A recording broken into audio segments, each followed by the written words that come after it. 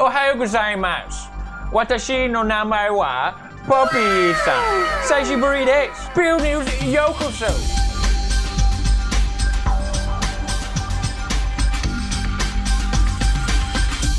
Hello everyone and good evening. My name is Poopy and welcome to Poo News. Let's get into the news. Sonic did an oopsie. YouTube oopsie doopsie. Etika, pretty big oopsie. But most importantly, no PewDiePie oopsie this week. See if we can hit 2 weeks. Our first story comes from Sonic. Sonic the Hedgehog, everyone's favorite little fuzzball. Besides me, of course. The teaser finally came out, the trailer, I mean, of course, of the new Sonic film. And you know, people were nervous that Sonic wasn't gonna live up to the expectations. We didn't yet know what Sonic was gonna look like. What would the size of his pee-pee be? A lot of questions still unanswered. There was, of course, a couple fan versions that looked very promising. People had great ideas, great expectations, and great hope for Sonic. This looks pretty good. That looks like my fan art. Alright, but without further ado, we do have a live first world reveal footage exclusive for the first time here on Pew News, the trailer. Roll it!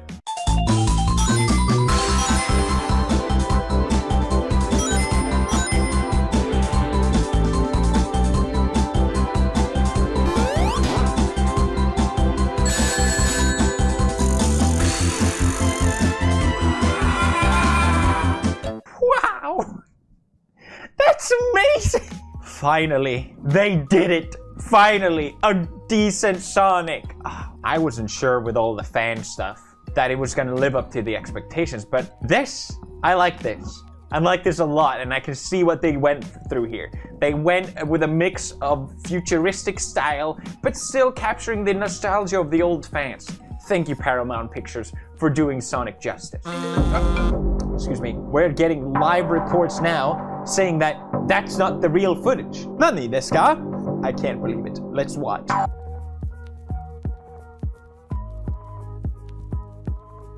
Why are they playing? Oh God, what is that? Why does he have human teeth? Why would you do that? What is this? Is this some sort of sick joke?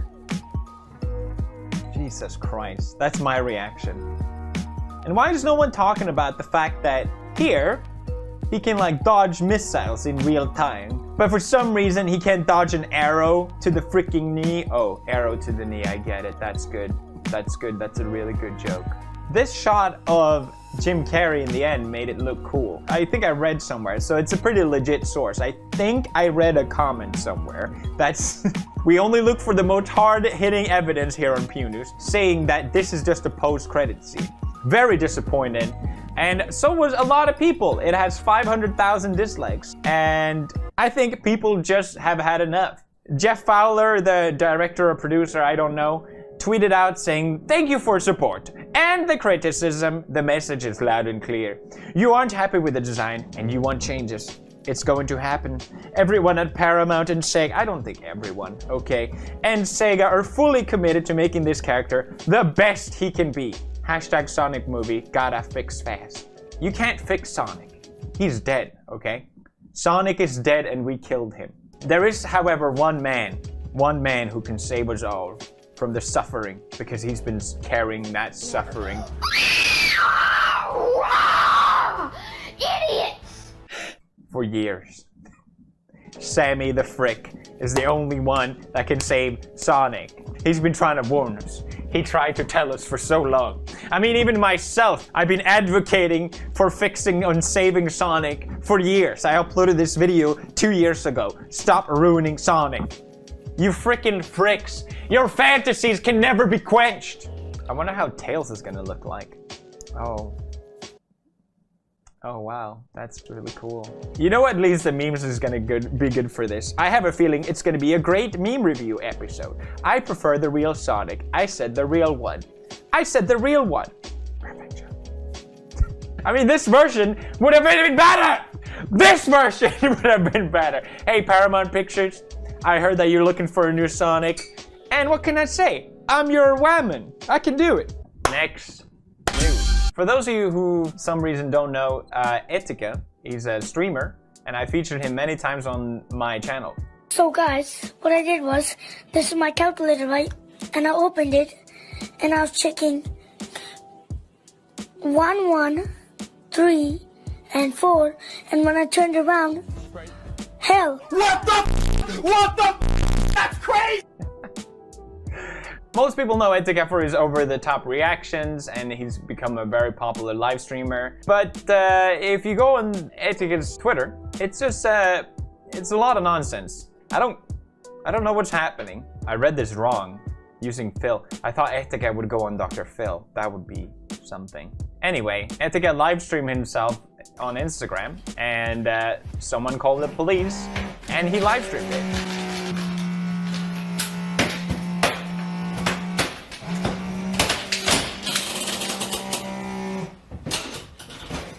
Your hands around, okay? Okay. Okay, here. Look, okay. Turn around, buddy. Okay. Ow. Relax. Okay. Etika also went on Keemstar's show, Drama Alert. Pretty relevant. I never heard of it. I know, but what would you say to them? Are you actually crazy? Are you having a mental breakdown? Like, the cops took you to the mental place today. What happened? Yeah. I went, I became God, and I walked out. That's amazing. That's amazing. Etika also delivered probably the favorite line I've heard in a very, very long time. They can do exactly what they've been doing, Dreamy, Creamy, Keemy. Just watch. Dreamy, creamy, Keemy. Dreamy, creamy, Keemy. So, okay, how did all this happen? I don't know. And I'm not gonna try and force some, oh, it's so hard to be a streamer and YouTuber. But he did lose his YouTube account because I think he streamed porn. And then he lost his Twitch account. I don't know the order. I don't think it's important, but he got banned from Twitch because he used a slur. He's kind of had this no to give kind of attitude. But it's also pretty clear that he's going through a public breakdown. I think anyone can see that. And it seems very similar to what we've seen before, kind of like with FouseyTube last year when he did FouseyCon, and it was all about, I'm doing all these great things. I don't know anything about psychology, and I don't know anything about Etika, but this is just how I interpret the situation. But it seems to me that Etika needs help, and I think that's clear to anyone except himself. And I know a lot of people are upset with Etika because this is a repeated pattern that he does apparently. And people just want him to get help, and they know even if they support him, then that won't happen. Everyone is just trying different things to get him to actually get help. But the thing is, you can only get help if you want to get help, and I think it's important that Etika realizes that. And I want people to share that sentiment with him to make sure that he actually does. And I actually respect Etika a lot, but I would respect him a lot more if he actually did. Next, news. Susan Wojcicki has been in hot water after a leaked footage. I never thought I would say these words. A leaked footage of Susan Wojcicki talking to Juice WRLD. Let's watch. She's the big boss of it all. Oh, so yeah. This is the real, this is the whole thing. I know. How can we help you? You're so talented. We gotta get your subscriber numbers way up. We're gonna make it happen. All right? Right around here? Yeah, We're here. We're here for you. However we can. You have no idea. So this was taken from the No Jumper footage. I don't know exactly, it's a live stream or something like that. Don't care. But a lot of people interpret Susan saying, we're gonna help you, we're gonna make your subscribers go way up, as in YouTube being kind of rigged against creators. Juice WRLD, obviously, he isn't a YouTuber, he's a musician. It caused a lot of uproar. I don't think she knew she was being filmed. A lot of people saying like, oh, smaller channels are being screwed, yada, yada, yada. I don't really see it that way personally. I think I'm not supposed to give a, but it seems more to me like this is CEO talk where you try and butter someone up. It's obviously good for YouTube if an artist like Juice WRLD is on it, okay, or artists in general. It's better for the ecosystem. This kind of talk, I don't think it means anything. I don't think she's gonna go out and change the system to help Juice WRLD. I don't think that's not what it meant here, but a lot of people are interpreting it that way. I just think it's amazing how Susan gets to meet Juice WRLD. Why don't I get to meet Juice WRLD? I can't believe both me and Susan listen to angsty teenage emo brat. Hell yeah.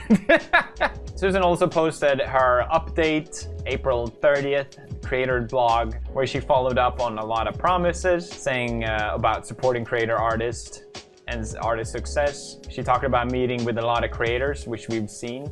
Wait, she met Ethan and Ela? I didn't see that. And she linked their second channel? I guess that makes sense. She talks about how they added the self-rating system where creators themselves can rate the video, whether it's advertising friendly or not, and 1,000 channels have it right now. Ya boy! And it works really well. And I think this changes the point that a lot of people made with the whole adpocalypse, where there were a few bad videos from these really, I don't even know what kind of channels they were, but the whole adpocalypse scenario started with ads on white supremacist content. You know, how those specific videos can affect everyone on the platform. It's just kind of ridiculous if you think about it. So to have YouTubers that upload regularly that doesn't do any bad things, that is 100% advertiser friendly and doesn't swear in his videos anymore, and is just a good overall boy in general and hasn't had any controversy in over a week now, and I think those people doesn't deserve to get lower ads, okay? But that's just my opinion. I think it's a step in the right direction, and I'm glad it's happening. They also say that they improved the precision by 25%. She also talks about the trending tab, and they're saying that they are gonna work on having it half creators, and or at least half will be actual creators on the trending tab. So the trending was rigged all along. I knew it! No, she actually explained what I thought for a long time, which was a lot of times a very popular video of mine will not go on trending, and it's just like, why not? Like, but the reason why is if all my popular videos got on trending, I would always be on trending and just take over the trending tab, and no one would like that either. So it's basically measured in comparison to my other videos. If one really shoots up, that video gets trending. But if all my videos are always doing well, then there's nothing to stand out from. And I think a lot of people have a misconception about that. They look at the view number and they're like, well, this video has this many views and this video has so little views. Why is this one not trending and this one trending? That makes no sense at all. But maybe this is a channel that's always, you can't even see how low I'm pointing right now. But then they get like bam, and then like, oh, trending, and then everyone's like, what the f. And I think, this is just a game theory, but I think a lot of companies obviously don't upload videos that often, and then maybe they have a trailer for some dumb schmucka bucka video, and all of a sudden that gets more attention, so they're like, oh, trending, even though it's just a company and it's BS, and like, screw you, Iggy Azalea, like, I don't like you, and that's why. So when creators upload frequently and actually work on YouTube and care about YouTube, they don't get trending because they don't upload videos that shoots up. So therefore, it's always just a bunch of mumbo jumbo, flumbo schmumbo. And I think I've spoken pretty eloquently here about the trending tab. I don't know what I'm talking about. That is it for Pew News. Thank you guys for watching. Check out merch, link in description. It's only one day left if it's not out already. I'm so sorry. And sayonara, my fellow students. Why did I say that? I don't know. What? You never played Tuber Simulator? You know it's fun, right? I'm not supposed to give my opinion, but give it a try, and then you can tell me if it's good or not. Not convinced yet? Okay. I'll cut you a deal. The game is available for free, and that's a great price.